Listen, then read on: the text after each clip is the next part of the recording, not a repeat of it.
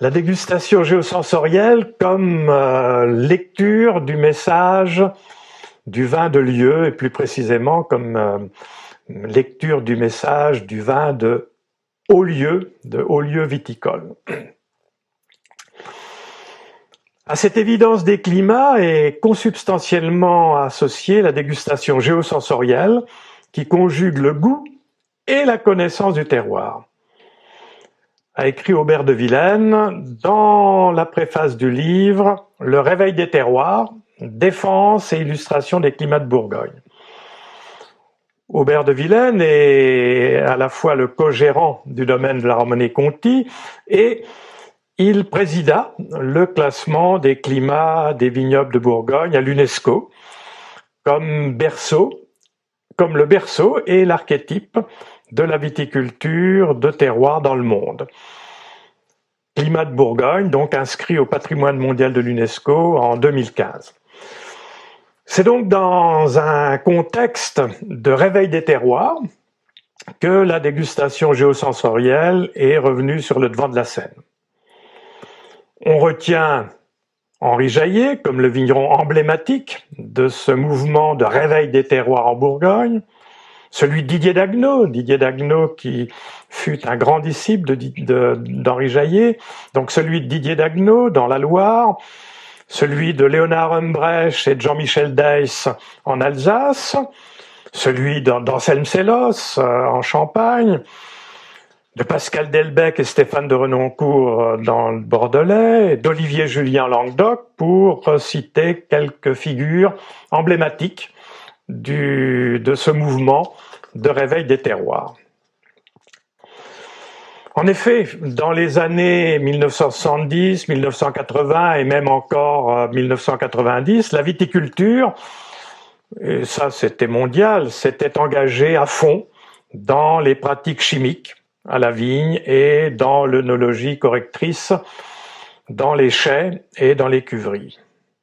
On avait cru ce qu'on se considérait comme un progrès dans la suite de la dernière guerre mondiale. Donc on avait pensé que cette introduction de la chimie dans les pratiques viticoles et dans les pratiques œnologiques allait dans le bon sens et allait donner des choses merveilleuses. Alors bien sûr, moins de travail, moins de fatigue, mais c'était au détriment, on s'en est aperçu par la suite, au détriment de la qualité des raisins, qui étaient de moins en moins aptes à générer naturellement de grands vins. Et donc une course infernale et une débauche de produits chimiques a caractérisé cette période. Donc c'est dans un contexte d'une forme d'avilissement des terroirs par des vins de plus en plus insipides, de moins en moins caractéristiques, de plus en plus banalisés. Donc c'est dans ce mouvement-là qu'a sonné le réveil des terroirs. Par ailleurs, le vin était devenu la boisson de la mondialisation, le signe de la réussite sociale pour s'offrir les vins les plus célèbres. L'industrie du vin était née en Californie, en Australie, et les vins étaient issus des cépages européens les plus célèbres, Chardonnay, Sauvignon, Riesling, Chenin, Viognier, Sémillon pour les blancs, Cabernet Sauvignon, Merlot, Pinot, Syrah, Mourvèdre pour les rouges. Les vins de cépage et de marque s'imposaient donc de plus en plus, un peu partout dans le monde. On le sait pas par exemple, mais aux États-Unis, tous les États font du vin sauf un, et c'est pas l'Alaska. Bon, donc le vin de cépage et de marque devenait de plus en plus important dans le monde. Par ailleurs, il y a eu un phénomène tout à fait intéressant qu'on a appelé le jugement de Paris en 1976, qui a été très médiatisé par la presse anglo-saxonne. Et donc, dans ce jugement qu'on a qualifié de Paris, parce que c'est une dégustation qui se tenait à Paris, avec de nombreux journalistes et personnages du vin importants. Et donc, ce fameux jugement de Paris a vu deux vins américains, un Cabernet Sauvignon, Staglips, en rouge, et un Chardonnay, Château Mondelana, en blanc, qui ont dominé, qui ont détrôné Mouton Rothschild et Meursault Charme. Donc voilà, à Paris, deux vins californiens dégustés à l'aveugle en compagnie d'autres vins californiens et d'autres vins français. Et quand on fait la moyenne des notes, ce qui est un peu contestable d'ailleurs aujourd'hui, c'est un jugement qui est un petit peu contesté, mais enfin en tout cas il a eu lieu et la presse anglo-saxonne a mis en avant le fait que Mouton Rothschild avait été battu par Staglips et Meursault Charme avait été battu par Château Mondelana. En septembre 2001, le Business Week enfonçait le clou avec un dossier remarquablement bien fait, Wine War, How American and Australian Wine are Stamping the French. Comment les vins américains et australiens vont mettre la pâtée, pour parler comme on parle dans le langage du rugby, aux vins français. Bref, la concurrence était en route. Et par ailleurs, une nouvelle classification s'imposait un peu partout dans le monde du vin, à la fin du XXe siècle, début du XXIe siècle. Une nouvelle classification qui était censée détrôner la vieille classification européenne par terroir. Et plutôt que de parler de grands crus, premiers crus, etc., on a commencé à développer une classification avec les basic wines, les vins d'entrée de gamme, les popular premium wine pour des vins un petit peu supérieurs, les super premium pour les grands, et puis icône, voire ultra premium wine pour les vins les plus prestigieux. Bon, donc, il y a eu un mouvement très important un peu partout dans le monde où les vins de terroir ont été particulièrement contestés. D'ailleurs, dans le Business Week là, de septembre 2001, il y avait même deux scientifiques, économistes et spécialistes de marketing qui annonçaient haut et fort que le terroir, c'était une pure invention française, bourguignonne en particulier, pour faire croire que les vins français sont supérieurs aux autres, mais qu'en fait, il n'y a pas de fondement scientifique à ce qu'on appelle terroir.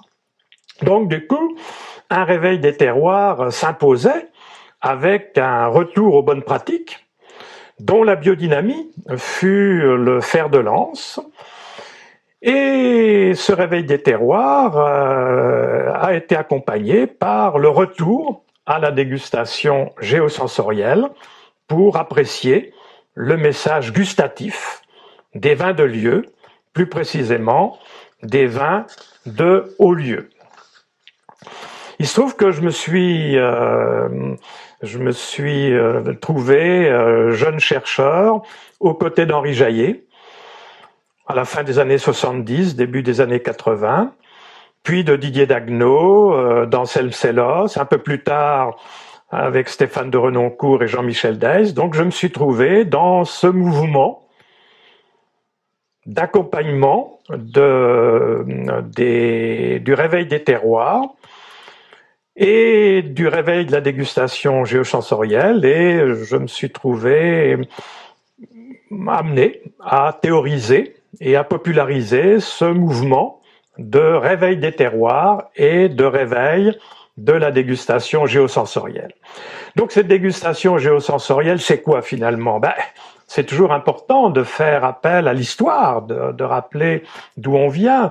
Et il se trouve que historiquement, il existait des gourmets, des jurés piqueurs de vin gourmets, comme on les a appelés par la suite. Et ces gourmets étaient les spécialistes de ce qu'on a rebaptisé avec Henri Jaillet dégustation géosensorielle. Et ces gourmets se sont imposés dès le XIIe siècle, à une époque où les villes ont commencé à prendre de l'importance, se sont émancipées, ont eu pour certaines leur autonomie, et où du coup le commerce des vins, qui avait été peu développé avant, disons, de la chute de l'Empire romain au XIIe siècle. Ce sont surtout les grandes abbayes qui commercialisaient pour les grands de ce monde les plus grands vins. Mais il n'y avait pas vraiment un grand commerce comme il existait dans l'Antiquité jusqu'à la chute de l'Empire romain. Et donc, à partir du XIIe siècle, avec l'essor des villes, eh bien, le commerce du vin s'est à nouveau développé d'une manière très importante, et les gourmets ont eu un rôle décisif pour s'assurer que les vins qui étaient vendus dans les tonneaux, avec un nom sur le tonneau, ils devaient s'assurer que ces vins provenaient bien des lieux indiqués sur le tonneau. Donc ces gourmets ont eu un rôle considérable jusqu'à la Révolution française, à tel point qu'au XVIe siècle, dans certains endroits, comme à Beaune, en Bourgogne, leur charge était remise en question chaque année. Ça montrait à quel point ils avaient un rôle décisif dans le commerce des grands vins de lieu jusqu'à la Révolution française. Révolution française, c'est un moment de l'histoire très important parce que l'idée, c'est qu'à partir de ce moment-là, les êtres humains sont des citoyens du monde, sont égaux, et que n'y a pas de raison que le vin soit réservé à une élite, et de surcroît, le vin fin est devenu le symbole du vin des aristocrates. Et donc, on voit le 19e siècle, dans la foulée de la Révolution française, qui développe une industrialisation d'un peu tout, dont le vin. Et on voit le vin commun qui va se vendre au même prix que le vin fin. Pendant 50 ans, jusqu'à Napoléon III, le vin commun et le vin fin se vendent au même prix, et on voit même dans tous les vignobles historiques les vignes fines disparaître au profit des vignes communes, et on voit les négociants qui, eux, vont essayer de maintenir une qualité de grand vin, mais en construisant, selon leurs idées, selon leurs normes, des vins qui pouvaient être arrangés. Par exemple, les vins de Bourgogne pouvaient très bien être arrangés par des vins venant d'Hermitage, de Châteauneuf-du-Pape, voire par la suite d'Algérie, pour rehausser des vins un peu faibles. Bref, le 19e va progressivement abandonner cette philosophie du vin fin comme vin issus de lieux particulièrement choisis pour la qualité régulière des vins. Ça, c'est important de se rappeler que dans la foulée de l'Empire romain, les grandes abbayes ont localisé, partout où c'était possible, des hauts lieux, qu'on peut appeler des terroirs. Moi, je préfère appeler ça des hauts lieux viticoles. Et un peu partout en Europe, ces bénédictins avaient trouvé des endroits où régulièrement on fait de grands vins fins issus de lieux prestigieux dont on retient la mémoire un peu partout. Les Clunisiens ayant développé cette philosophie du vin de terroir partout où la foi les a poussés. Et on disait au Moyen-Âge, partout le vent vente, l'abbé de Cluny à Rente. Donc, des vins de haut lieu, des vins de grand terroir ont existé pendant toute cette période qui va jusqu'à la Révolution française un peu partout en Europe, et la France était devenue le grand pays des plus grands terroirs, des plus grands vins d'Europe. Pendant l'Antiquité, ce fut l'Égypte, après la Grèce, après l'Italie. Eh bien, dans la foulée de la chute de l'Empire romain, ce sont les vins de France, les vins des grands terroirs de France qui étaient devenus les vins emblématiques, les vins fins, les grands vins emblématiques.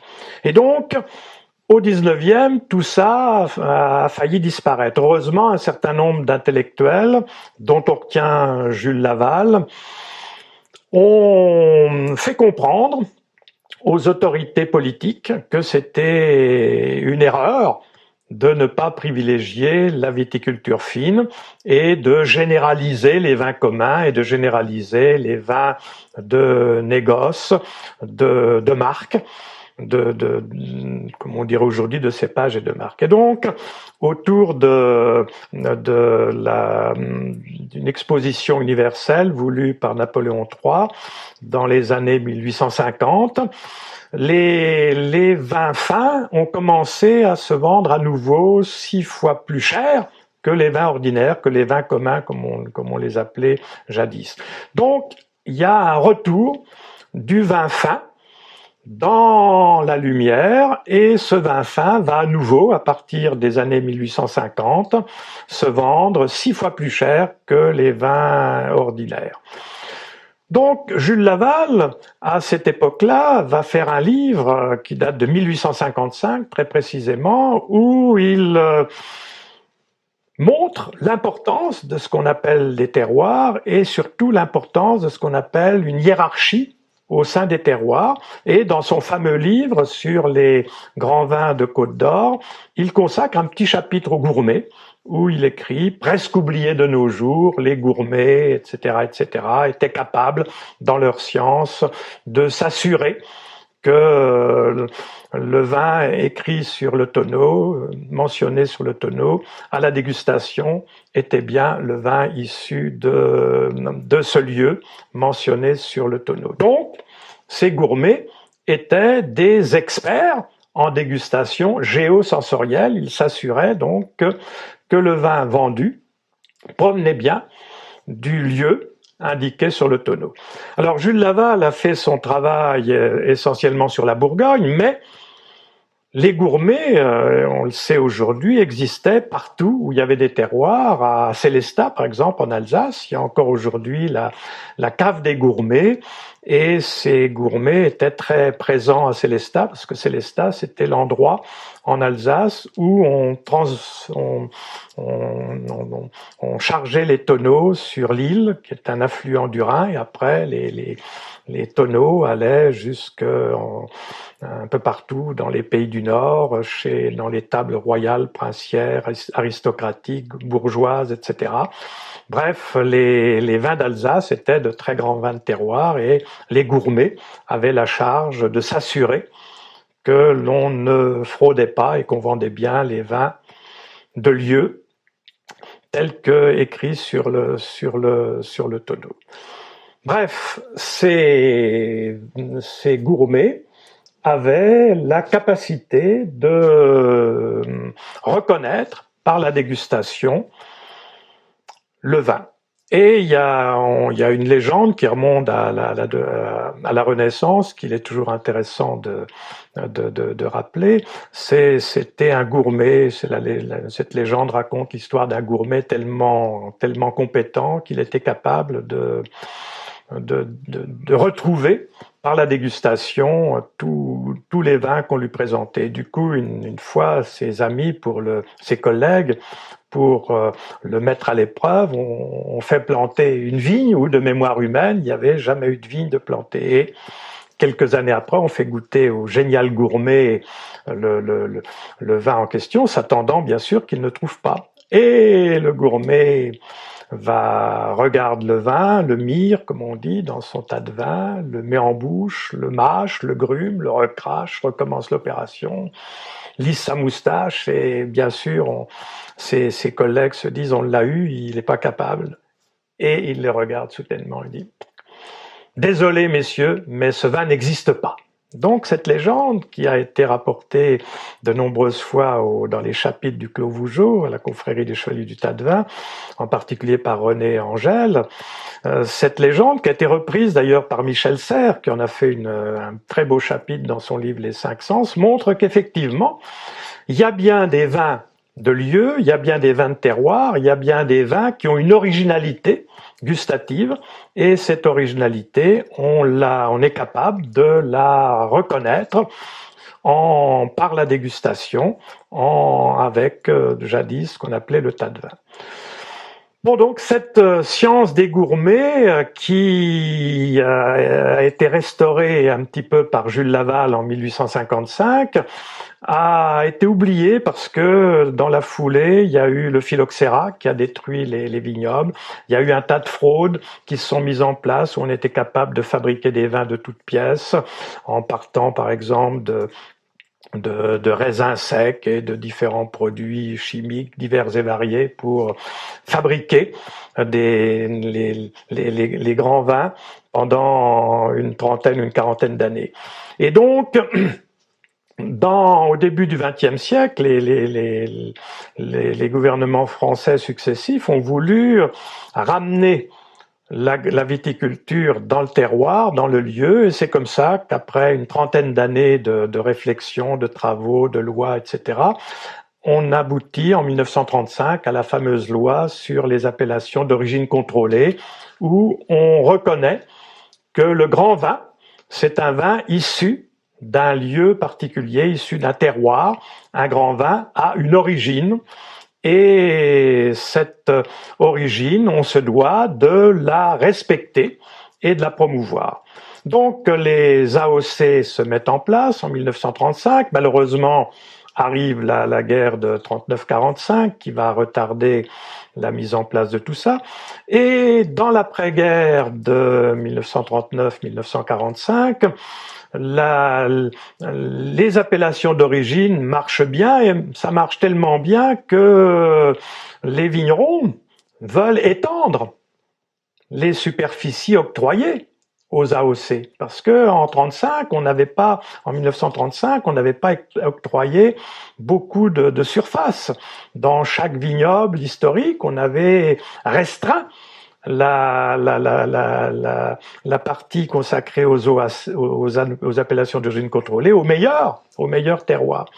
Mais les choses vont bien, le commerce marche bien, les grands vins de France sont recherchés dans le monde entier, et c'est normal, les vignerons veulent étendre leur parcellaire. Et donc, on est bien embarrassé parce que à l'époque, la dégustation était assez sommaire, avec peu de vocabulaire, et pour agrandir les aires d'appellation, les ingénieurs de l'Institut national des appellations d'origine, la fameuse INAO, les ingénieurs de l'INAO vont vouloir créer une dégustation scientifique pour s'assurer que les zones que l'on va développer méritent bien d'être créées. Il y a peu de chercheurs qui s'intéressent à la dégustation dans ces années 1960, et donc les ingénieurs de l'INAO ont trouvé Jules Chauvet pour leur créer cette dégustation scientifique.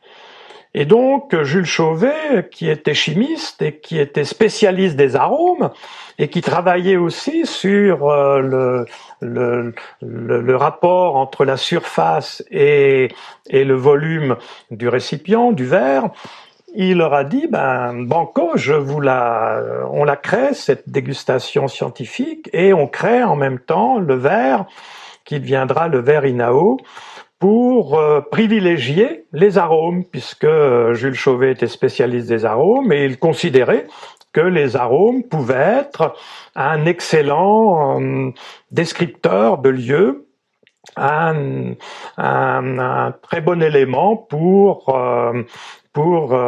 identifier les caractéristiques d'un lieu.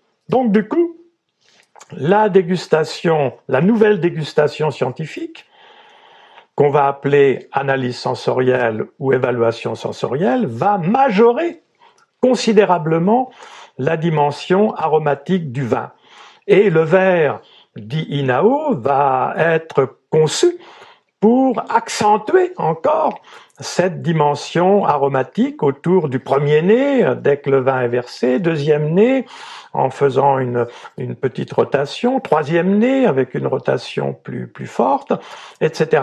Et donc, la dimension aromatique va devenir la caractéristique majeure pour apprécier le vin. Coup de chance extraordinaire, dans la foulée, Jean Lenoir qui était directeur d'une maison des jeunes et de la culture en Bourgogne, va avoir l'idée de son fameux nez du vin, avec ses petits flacons de produits chimiques divers et variés, qui génèrent le goût de banane, le goût de cerise, le goût de prune, le goût de miel, le goût de ceci, le goût de l'arôme de ceci, l'arôme de cela. Donc voilà le nez du vin qui va être créé et qui va être diffusé dans le monde entier.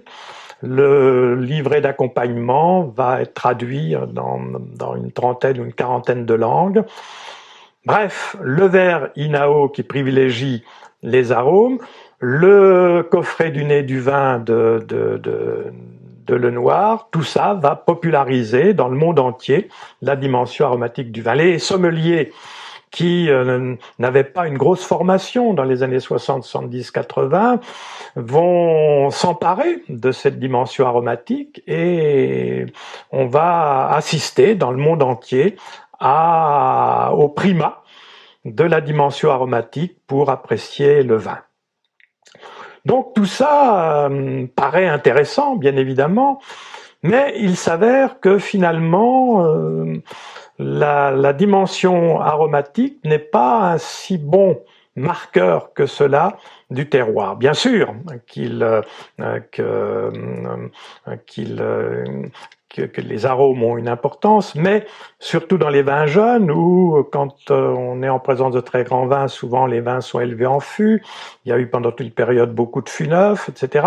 Donc quand on apprécie, quand on évalue les vins, surtout dans leur jeunesse, on a davantage souvent le nez et les arômes de toasté du bois ou de chêne, etc., que les arômes du vin.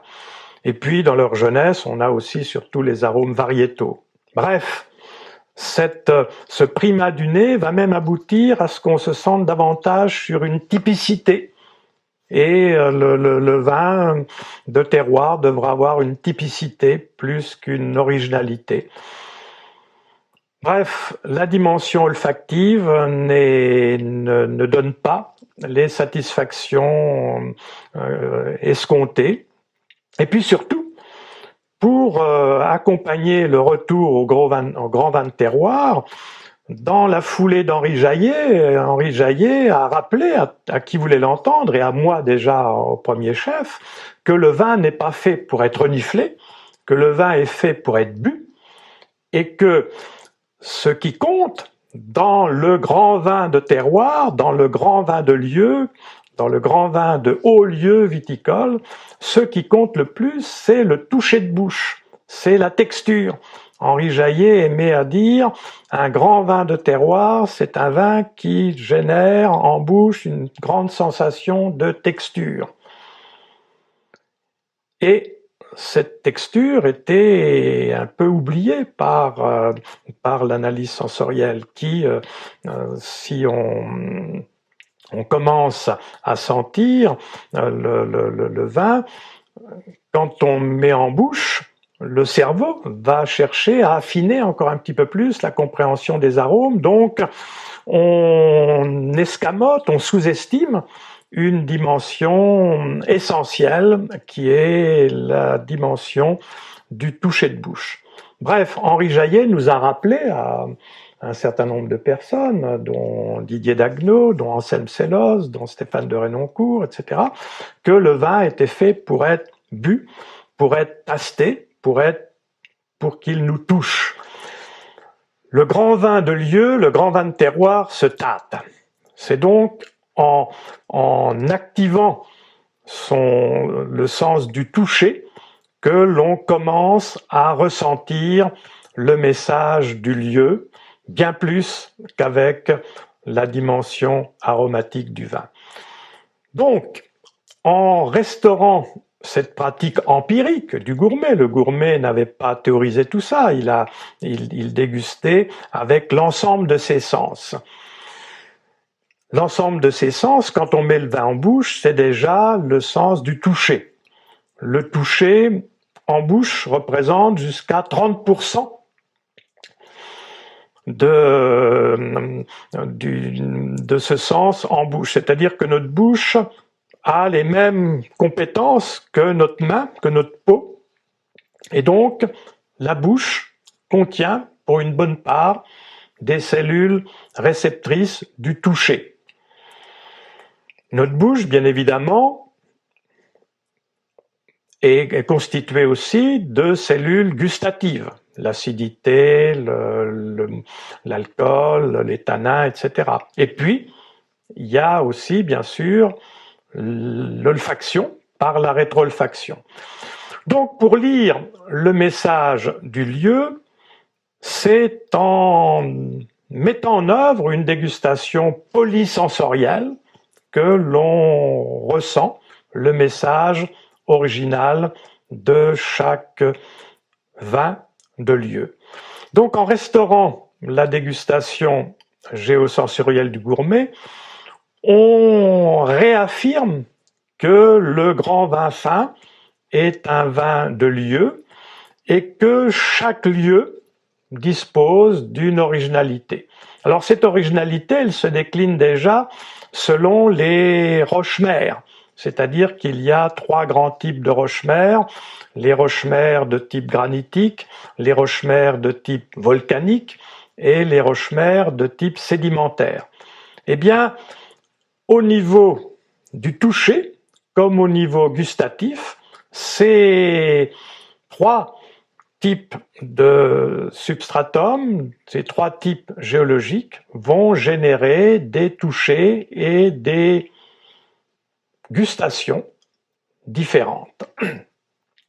Au sein de chaque entité, prenons l'entité la plus connue pour les grands vins de lieu, l'entité sédimentaire, les terroirs sédimentaires, eh bien, les terroirs sédimentaires sont faits de 3 roches, le calcaire, les marnes et l'argile. Eh bien, au sein, par exemple, d'une entité argilo-calcaire comme la Bourgogne, il y a des lieux-dits, des climats, comme on dit en Bourgogne, qui disposent de davantage d'argile, d'autres qui sont plus sur le calcaire, d'autres qui sont plus sur les marnes. Eh bien, en termes de toucher, on va ressentir des sensations différentes. Alors, bien évidemment, pour réapprendre à déguster comme des gourmets, plutôt que de se centrer sur l'éducation olfactive, on va se recentrer sur le sens tactile et sur le sens gustatif. Pour le sens tactile, eh bien, ce sont les termes de consistance, de texture, de souplesse, de flexibilité de la consistance, qui vont être les descripteurs majeurs. Plus on sera en présence d'un terroir à grande dominante argileuse, eh bien plus on aura cette sensation de grande consistance, d'épaisseur, de largeur en bouche. Plus on sera dans des terrains calcaires, plus on aura une sensation plus élancée, plus spirale ascendante en bouche. Sur des terrains marneux, on va avoir davantage de sensations tactiles, un petit peu comme quand on touche des sables, etc. Bref, on va réhabiliter notre sens tactile. Quant au gustatif, eh bien, on va se recentrer davantage sur la salivation. Dire que dans l'apprentissage moderne de la dégustation, avec l'analyse sensorielle, on va se centrer majoritairement sur les arômes, et puis au niveau bouche, on va se centrer sur l'acidité, l'amertume, etc. Eh bien, en dégustation géosensorielle, on va plutôt commencer par se recentrer sur sa salivation, sur la qualité de la salivation. Grâce à des travaux comme ceux de Gabriel Lepouzet en particulier, on sait que la salivation peut être une salivation de défense et une salivation d'accueil. Donc quand on est dans un grand terroir, on va avoir une salivation d'accueil, et cette salivation va être différente d'un lieu à un autre. Là encore, des différences significatives entre argile, marne, calcaire, etc. en termes de qualité de salivation. Et c'est avec le terme de viscosité qu'on va passer du tactile au gustatif, c'est-à-dire que le terme de viscosité, qui est bien connu des professionnels et des amateurs italiens, puisque les grandes huiles d'olive disposent de sensations de viscosité exceptionnelles, eh bien les grands vins génèrent toujours une belle viscosité, et cette viscosité va être plus ou moins subtile, plus ou moins fine, plus ou moins délicate. On va le ressentir dès l'entrée de bouche, à mi-bouche, en fin de bouche, plus sur le haut du palais, etc. Bref, on va réapprendre à accueillir le vin en se centrant sur la qualité de salivation, et on va réhabiliter, en particulier avec Anselme Sélos, ce beau terme de sapidité, c'est-à-dire qu'un grand vin de terroir, c'est un vin qui a une grande sapidité, et cette sapidité s'atteste bien évidemment avec la qualité de salivation, avec la qualité de viscosité. Donc cette dégustation géosensorielle, c'est une dégustation qui est au service de la lecture du message du lieu de naissance du vin. Chaque lieu génère donc des sensations tactiles, gustatives, rétro-olfactives différentes. Alors bien évidemment, on ne va pas négliger l'olfaction directe, mais l'olfaction directe, on la fera dans un deuxième temps, et rien n'empêche effectivement de s'intéresser à un premier nez, un deuxième nez, un troisième nez, et bien évidemment, il y a des évocations aromatiques qui sont plus présentes dans certains endroits que dans d'autres. Par exemple, quand on goûte côte à côte Musigny et Bonnemare, le Musigny génère davantage des sensations de fruits rouges, le Bonnemare davantage des sensations de fruits noirs. Mais c'est surtout quand le vin arrive à un certain bouquet, quand il a déjà pris un petit peu d'années.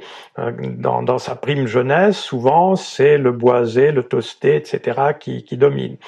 Donc, la dégustation géosensorielle ne sous-estime pas la dimension aromatique. La dimension aromatique du vin existe, bien évidemment. Mais, pour lire le message du lieu, la dimension tactile, gustative est encore plus importante que la dimension aromatique du vin. Alors bien évidemment, aujourd'hui, à la question « qu'est-ce qu'un grand vin ?», il y a plusieurs réponses. Les amateurs de terroir considèrent que le grand vin est toujours un vin qui délivre un message original de lieu.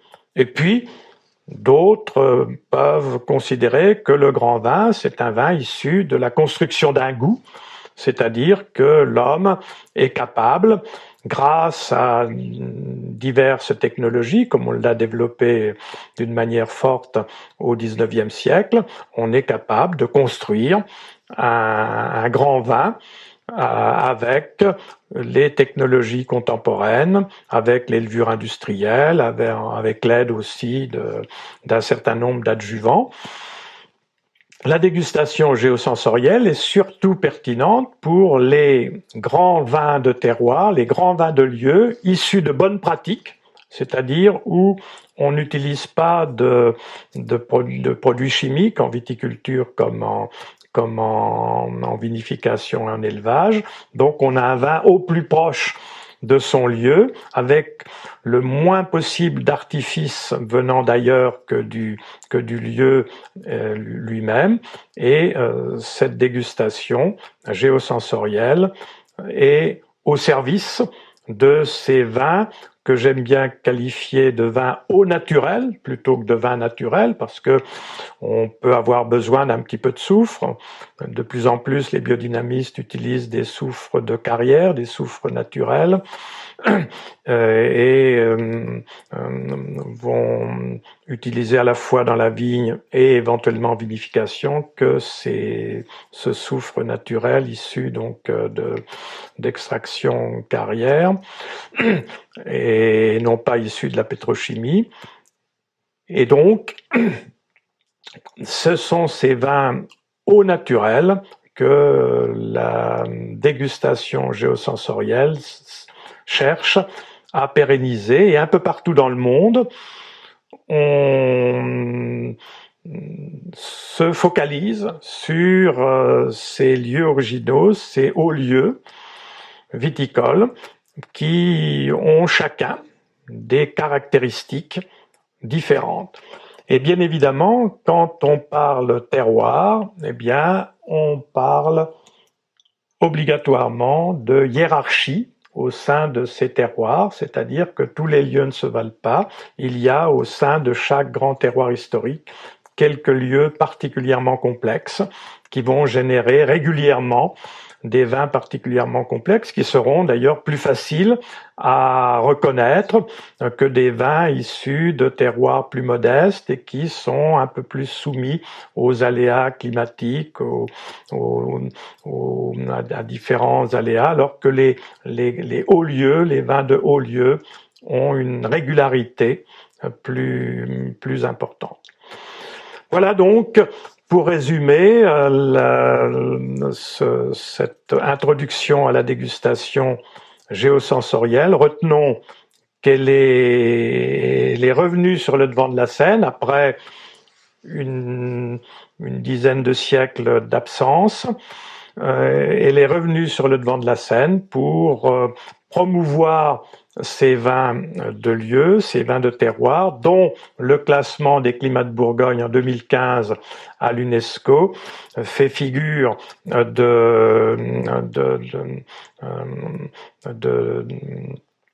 comment dire ça, c'est vraiment très très important d'inscrire les climats de Bourgogne comme modèle et comme archétype et modèle de viticulture de terroir dans le monde, parce que un peu partout dans le monde, il y a des hauts lieux viticoles, et ces hauts lieux viticoles méritent d'être reconnus, d'être appréciés pour leur originalité, et pour les apprécier dans leur originalité, il est essentiel de respecter les équilibres naturels du lieu, donc les bonnes pratiques viticoles, et donc la dégustation géosensorielle associée à ce réveil des terroirs contribue à faire vivre une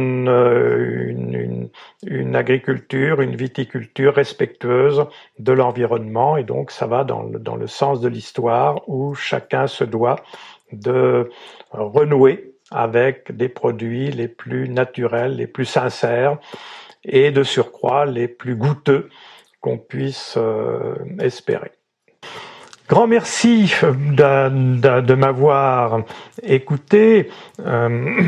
Faire la promotion de cette dégustation géosensorielle au service d'une viticulture la plus sincère possible, la plus proche possible de la nature, parce que c'est toujours important de rappeler que la nature fonctionnait avant que l'homme n'en comprenne les lois, et il est toujours important de rappeler ce que les anciens nous ont enseigné, c'est-à-dire que quand on intervient sur la nature, il faut toujours se demander si ce que l'on fait sur la nature est bon pour la nature. Et donc nos grands terroirs, pour la plupart découverts dès l'époque des moines bénédictins, eh bien ces grands terroirs méritent d'être maintenus vivants, c'est un patrimoine vivant de l'humanité, et les vins qui en naissent sont des produits vivants aussi, qui restituent toute l'énergie, toute l'originalité, toute la singularité du lieu dans nos verres.